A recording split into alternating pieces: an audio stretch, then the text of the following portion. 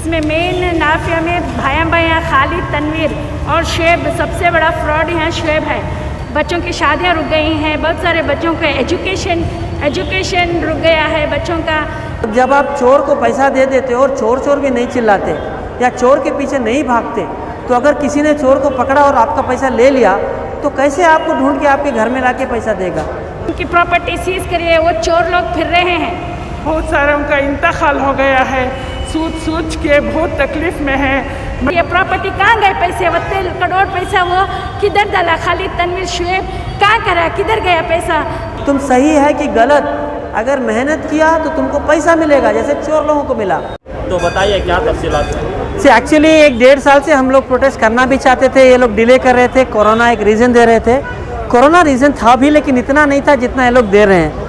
Court में हमारा जो मॉनिटरिंग हो रहा है उसके हिसाब से आजकल कोर्ट ने इनको वेरिफिकेशन का 3 महीने का टाइम भी दिया था, वो भी कोरोना का बहाना करके डिले किए हैं, लेकिन देर आए कुछ दिन के हो जाएगा।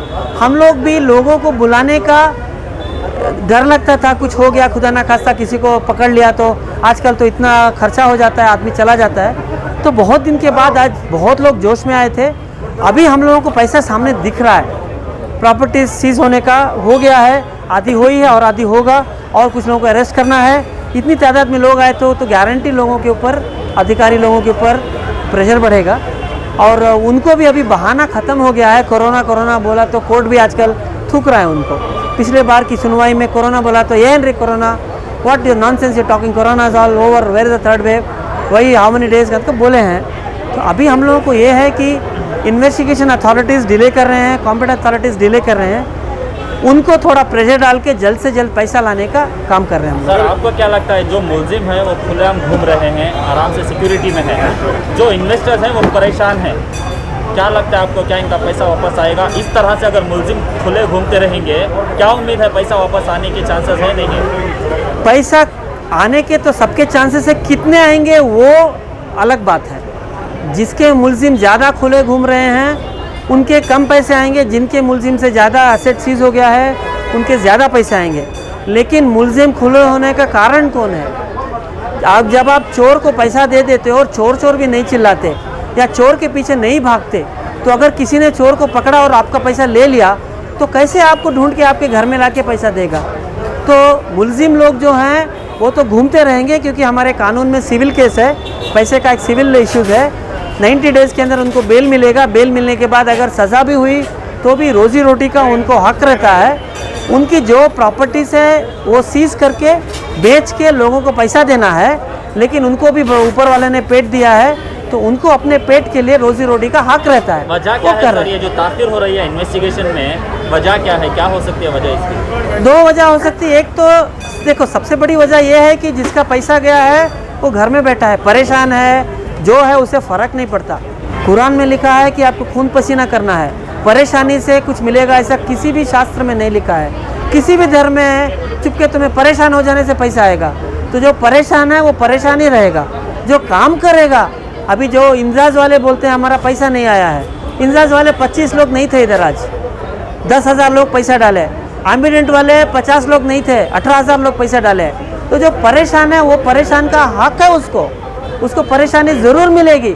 अल्लाह मियाँ ने ऐसा दुनिया बनाई है कि जो फोकट में पैसा चाहता है उसको नहीं मिलना। तुम सही है कि गलत?